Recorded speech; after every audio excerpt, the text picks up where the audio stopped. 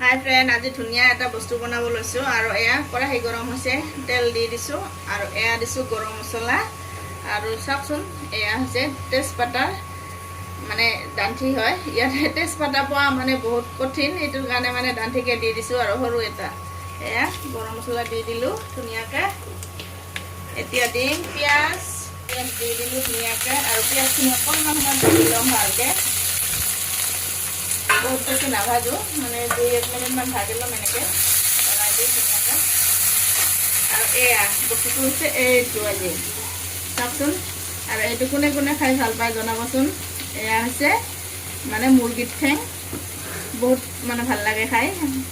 আৰু দিল্লীত অহাৰ পৰা মানে আজিয়ে প্ৰথম খাম, নাপায়ে মানে, তো বহুত মুস্কিলত পাইছোঁ।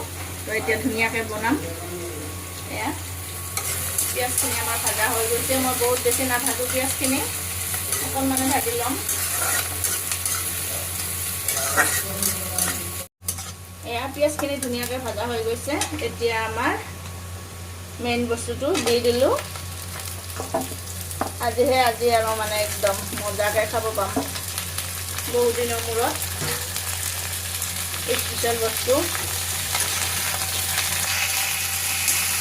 এতিয়া মই ইয়াতে নিমখ হালধি দি দিম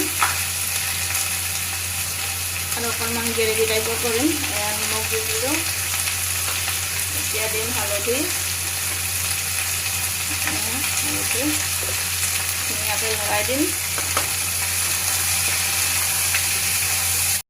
অকণমান ভাজি ল'ম এনেকৈ। ভাজি লৈ তাৰপিছত পিচি থোৱা মছলাখিনি দি দিম আৰু মছলা পিচি থৈছোঁ ধুনীয়াকৈ। এতিয়া অকণমান ঢাকি দিম, ধুনীয়াকৈ অকণমান মই ভাজি ল'লোঁ ঢাকি। তাৰপিছত এতিয়া পিচি থোৱা মছলাখিনি দি দিম। এয়া পিচি থোৱা মছলা, ইয়াতে আছে আমাৰ টমেটো, জিৰা, আদা, নহৰু আৰু অকণমান পিঁয়াজো দি দিছোঁ আৰু ধুনীয়াকৈ পিচি লৈছোঁ। এতিয়া দি দিম ইয়াতে কেঁচা জলকীয়া দিছোঁ, মানে স্পাইচিকৈ বনাম আৰু অকণমান। আৰু এইবিলাক বস্তু জ্বলা হ'লে খাই ভাল লাগে, তো সেইটো কাৰণে কেঁচা জলকীয়া মানে দি দিছোঁ 8-10টামান। আৰু এতিয়া ধুনীয়াকৈ ভাজি ল'ম। মছলাখিনি দিয়াৰ লগে লগে কি ধুনীয়া গোন্ধ ওলাইছে। এতিয়া ইয়াতে অকণমান শুকান মছলা দি দিম, এয়া পাউডাৰ মছলা অকণমান দিছোঁ, জিৰা পাউডাৰ, তাৰপিছত অকণমান জলকীয়া পাউডাৰ দিছোঁ, এয়া অকণমান দিছোঁ চিকেন মছলা। আৰু এতিয়া ধুনীয়াকৈ লৰাই দিম।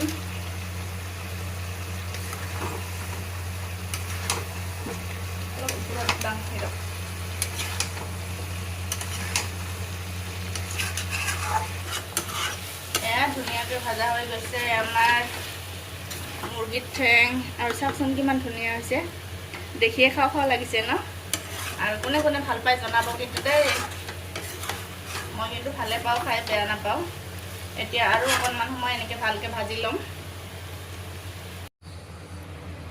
এয়া আমাৰ ধুনীয়াকৈ মাংস হৈ গৈছে আৰু চাওকচোন কালাৰটো কিমান ধুনীয়া হৈ গৈছে।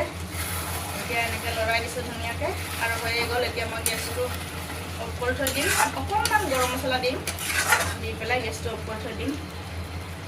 আৰু আজি এই ৰেচিপিটো ভাল লাগিলে লাইক কমেণ্ট কৰি দিব।